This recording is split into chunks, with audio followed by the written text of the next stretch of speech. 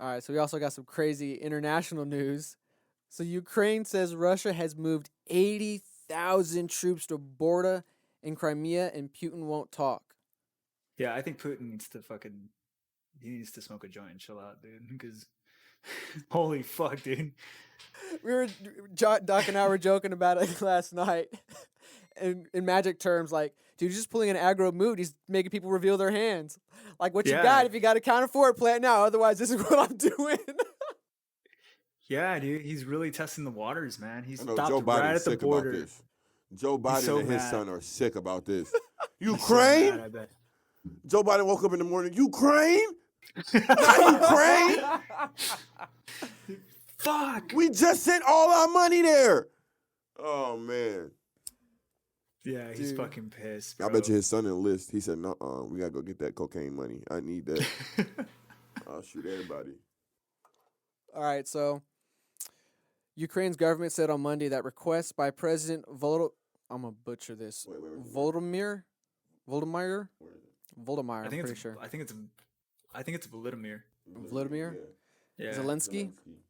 I Yeah. got that one. To speak with Russian counterpart Vladimir Putin about the escalating conflict in eastern Ukraine had been ignored. Moscow denied receiving any request from Kiev for such talks. Tension between the neighbors has grown steadily for several weeks, with intensified skirmishes in eastern Ukraine, a region that has been mired in conflict since Russia first backed Ukraine separatists there 7 years ago. Putin has sent 7,000 forces toward the Ukraine border recently, raising concerns among politicians in the United States and European Union. Biden Yeah. So the Ukraine's been. Biden pledges Ukraine's unwavering support amid Russian aggression. The Ukraine's been like at the end of the stick for whatever Russia does for a long time. So they were part of Russia. Then when they became communist, a lot of Ukrainians died because they basically starved to death because they killed all the leaders of like their all the capitalist leaders and stuff like that. And so all the farm owners then couldn't manage the farms, and so the workers couldn't basically work to feed themselves, and the Ukrainians all died while they started in this whole new communist regime. And eventually, like stuff kind of kept boiling over with that. So when the USSR was destroyed and separated, they finally established themselves as a sovereign nation. The only thing is that they've had trouble stabilizing themselves economically ever since, and to some extent, like they are good, but they're not like where they would want to be, and so there's factions within the Ukraine that support being annexed back into Russia, since Russia's doing pretty well right now with capitalistic communism, and so that's where the separatists, what, like 7 years ago, basically got help from Russia, and they took back that portion of Crimea, and it looks like Putin's back to maybe finish the job with 80K, dude. Like that's not a number to joke with. Like, it's crazy too, because like they're so stern about it. Like I can't remember the position of the person that was interviewed, but he was a diplomat, basically representing Russia, and they asked him, why are 80,000 soldiers and tanks being trafficked into the border to line up against the walls of the Ukraine? And he said, well, it's our land. We have every right to be there if we want to. And it's just like, what the fuck? Like, okay, like, yeah, I'm just going to put my missiles at the wall of the fence. Like, okay. So essentially, this president is pleading to NATO, which is the Western coalition of the military. So if anything ever happens, like if aliens ever attack or anybody starts a fucking world war, NATO's the one on the western side of Europe that's gonna go in there and help out, and all the nations are gonna group in together because we're an alliance and we're part of that, and we're also one of the major suppliers of the military there. Ukraine is not in NATO. They want to be in NATO. They've asked before, but they were never brought in. One of the reasons, basically, their bargaining chip that they're saying to join NATO is that if shit goes down, we're the forward base to go into Russia if Russia ever goes rogue. Russia doesn't like that. Russia said, hell no.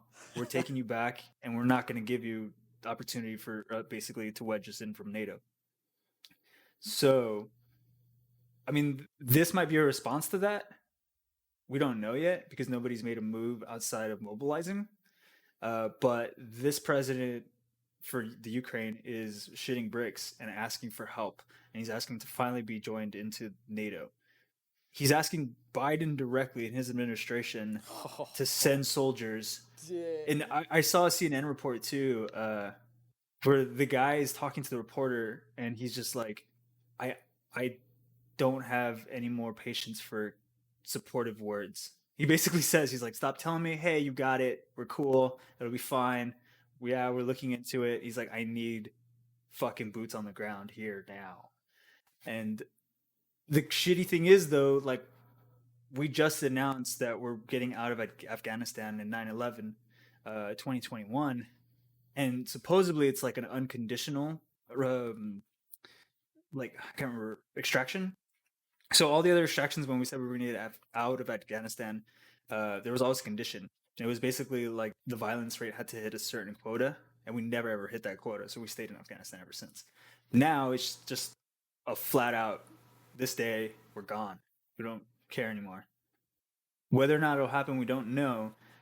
But I think honestly, those guys from Afghanistan are just gonna get sent to Ukraine.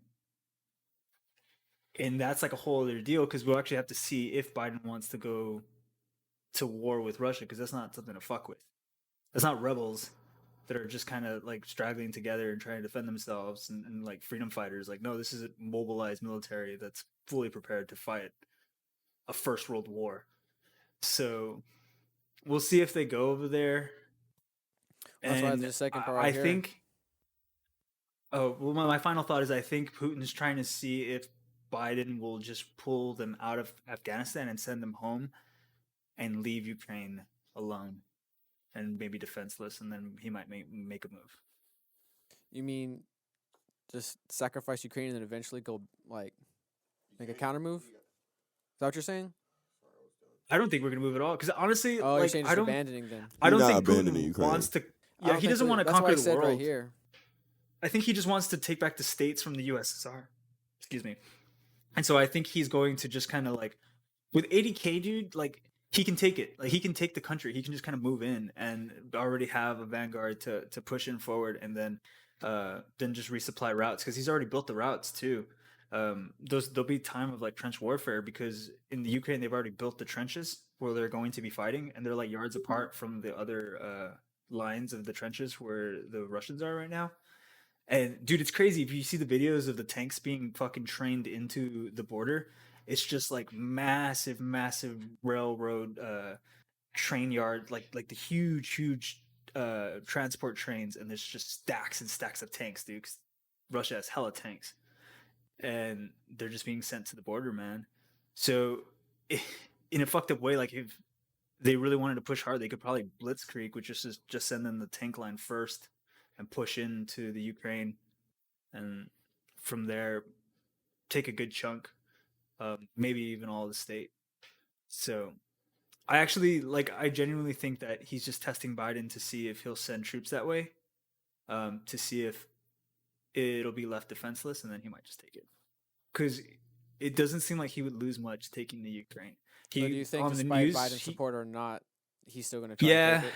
I mean, on our country, like, we'd be like, that's not our fight. A lot of people would agree with that. And then we would lose diplomatic power with NATO, which would suck. And he would gain the state, and he would probably go on the news saying, like, hey, I took back a USSR state, and I helped the hero separatists in that state that wanted to rejoin the power, like us, because we're fucking awesome. And then he would just go along with it. Man, I don't know, but this is getting interesting. Maybe not the right word to say, but it's just crazy. I mean, it is scary.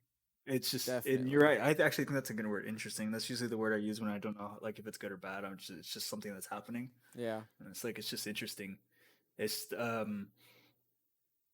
hard to stomach, because it's just like, holy shit, like, we might actually see a real not covered up, like, or spun for some sort of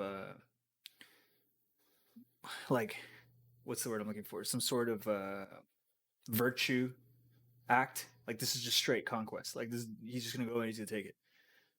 Like, America has done similar things, but we've always had the virtue signal behind it, so it doesn't ever look like it. We're the good guys. Yeah, and I don't think he cares. I don't think he cares. He's just gonna go for it. Yes, but I don't know what to say about that. I can get into what Biden has said right here. Like, he already pledged Ukraine unwavering support amid Russian aggression. The president's office, of course, made a request to speak with Vladimir Putin. We have not received an answer yet, and we very much hope that this is not a refusal of dialogue, Ukraine president spokeswoman Lulia Medel told Reuters on Monday.